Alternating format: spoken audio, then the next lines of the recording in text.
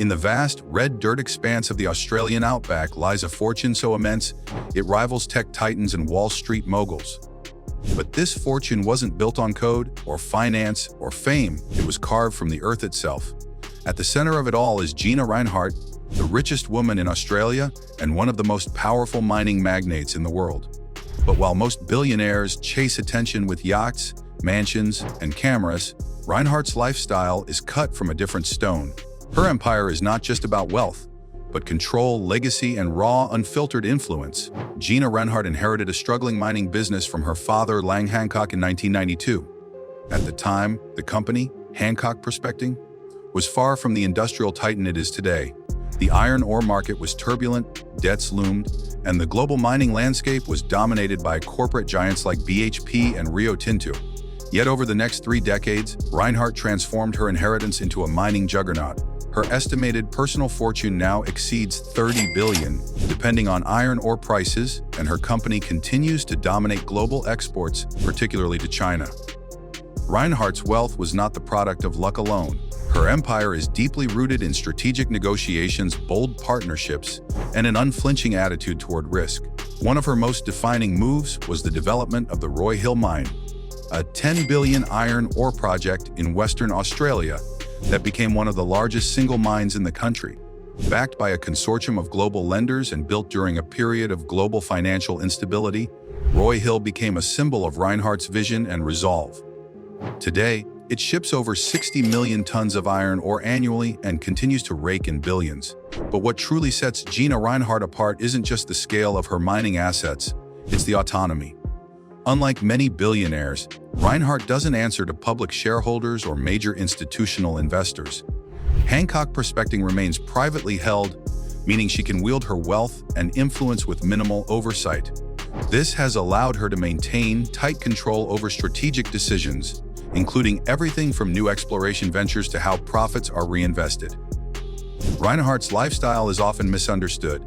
She doesn't flaunt her fortune in the traditional sense, yet she lives a life of considerable luxury, just behind closed doors. Her known residences include upscale estates in Perth and Sydney, and she maintains interests in cattle stations, private jets, and multi-million-dollar art collections.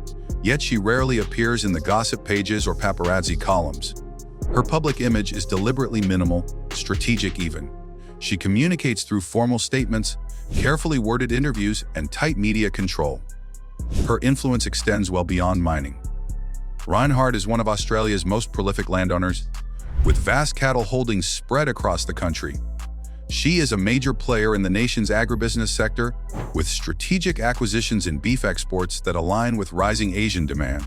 Her agricultural operations are not vanity projects.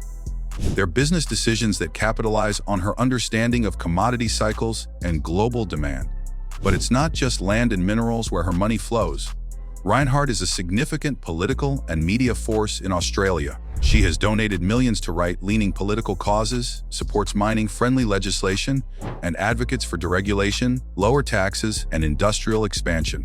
She is known for her criticism of government red tape and her vocal opposition to environmental restrictions that she believes hurt Australia's economic competitiveness. At one point, Rinehart even bought a stake in Fairfax Media, one of Australia's largest media companies, prompting public concern over press independence. Though she eventually reduced her influence, the move was a clear signal. Rinehart is not just a passive industrialist.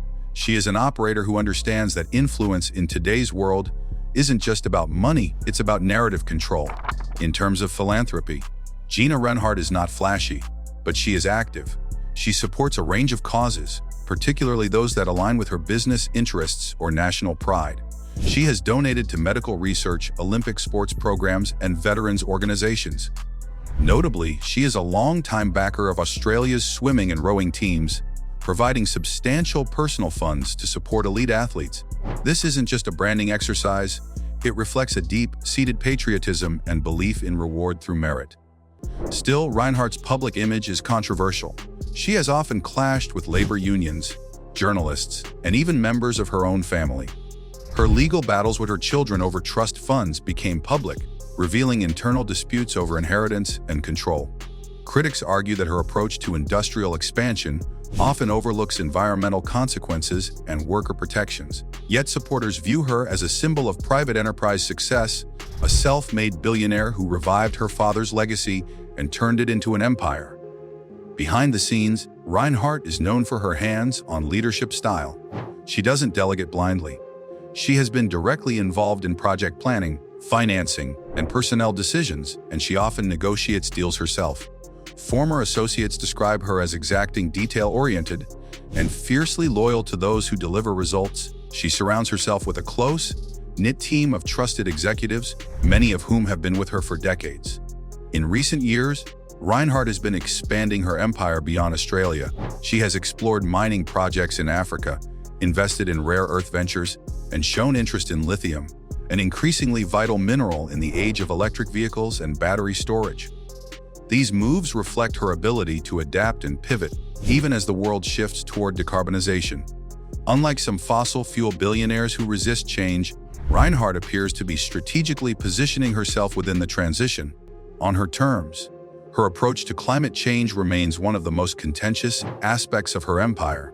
While Rinehart has supported some green technologies and mining innovation, she has also expressed skepticism of climate science and has pushed back against carbon taxes and environmental compliance measures. Her companies continue to extract iron ore and coal, and she argues that Australia must balance environmental concern with economic survival. It's a position that garners fierce criticism, but also significant support from those who view her as a defender of traditional industry.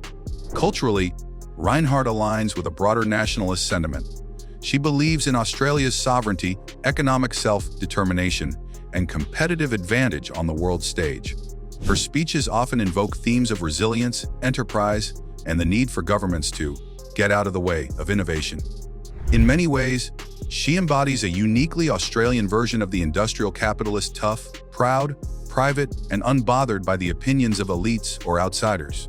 Despite her low media visibility, Rinehart's presence is felt everywhere, from mining boardrooms to Olympic arenas. She doesn't need to post on Instagram or attend Davos panels to make headlines.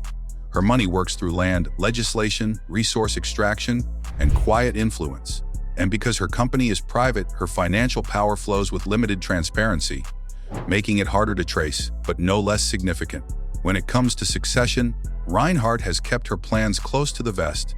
The public legal battles with her children suggest deep tensions, and it remains unclear who will ultimately lead Hancock Prospecting after her. What is certain, however, is that Rinehart has laid the groundwork for an enduring legacy.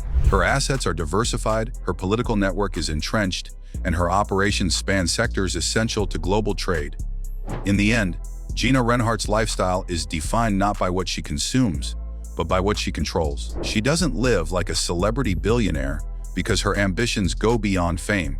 She's built a legacy rooted in industry, autonomy, and power. And she's done it far from Silicon Valley or Wall Street.